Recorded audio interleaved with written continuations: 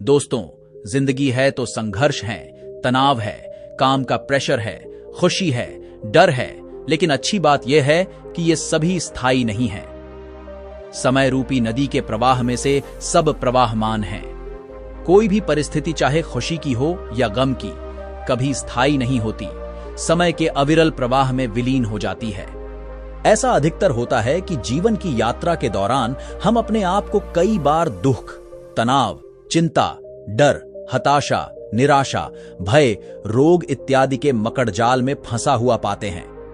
हम तत्कालिक परिस्थितियों के इतने वशीभूत हो जाते हैं कि दूर दूर तक देखने पर भी हमें कोई प्रकाश की किरण भी दिखाई नहीं देती। दूर से चींटी की तरह महसूस होने वाली परेशानी हमारे नजदीक आते आते हाथी के जैसा रूप धारण कर लेती है और हम उसकी विशालता और भयावहता के आगे समर्पण कर परिस्थितियों को अपने ऊपर हावी हो जाने देते हैं। वो परिस्थिति हमारे पूरे वजूद को हिला डालती है, हमें हताशा, निराशा के भंवर में उलझा जाती है। एक एक क्षण पहाड़ सा प्रतीत होता है और हम में से ज्यादातर लोग आशा की कोई किरण ना देख पाने के कारण हताश होकर परिस्थिति के आगे हथियार डाल देते हैं।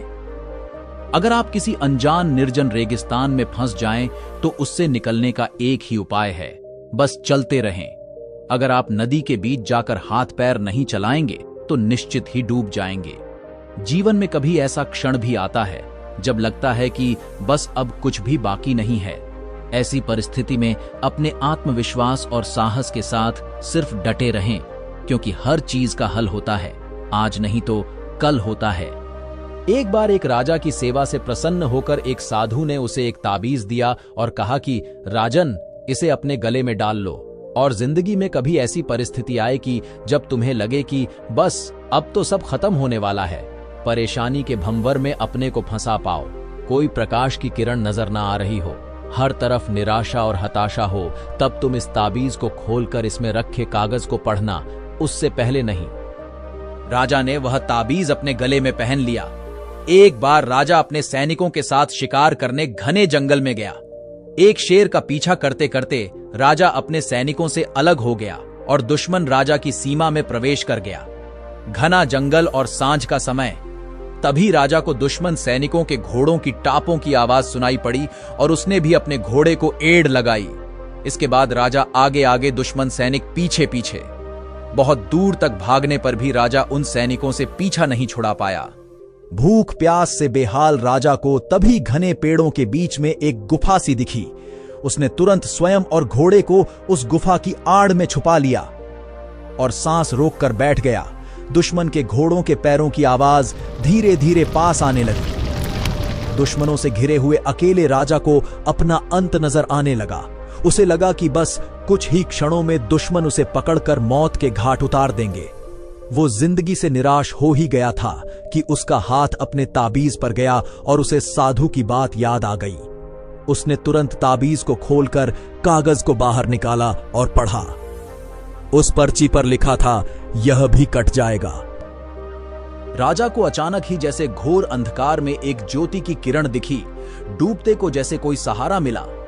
उसे अचानक अपनी आत्मा में एक अकथनीय शांति का अनुभव हुआ।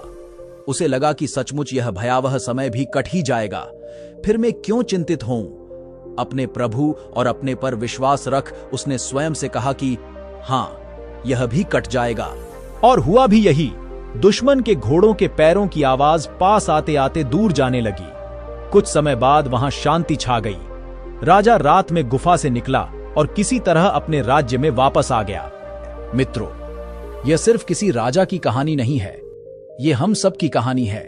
हम सभी परिस्थिति, काम, तनाव के दबाव में इतने जकड़ जाते हैं कि हमें कुछ सूझता नहीं है। हमारा डर हम पर हावी होने लगता है। कोई रास्ता, समाधान दूर दूर तक नजर नहीं आता। लगने लगता है कि बस अब सब खत्म। जब ऐसा हो तो 2 मिनट शांति से बैठिए, थोड़ी गहरी गहरी सांसें लीजिए, अपने आराध्य को याद कीजिए और स्वयं से जोर से कहिए, यह भी कट जाएगा। आप देखिएगा एकदम से जादू सा महसूस होगा और आप उस परिस्थिति से उबरने की शक्ति अपने अंदर महसूस करेंगे। यह विधि आजमाई हुई है और बहुत कारगर है।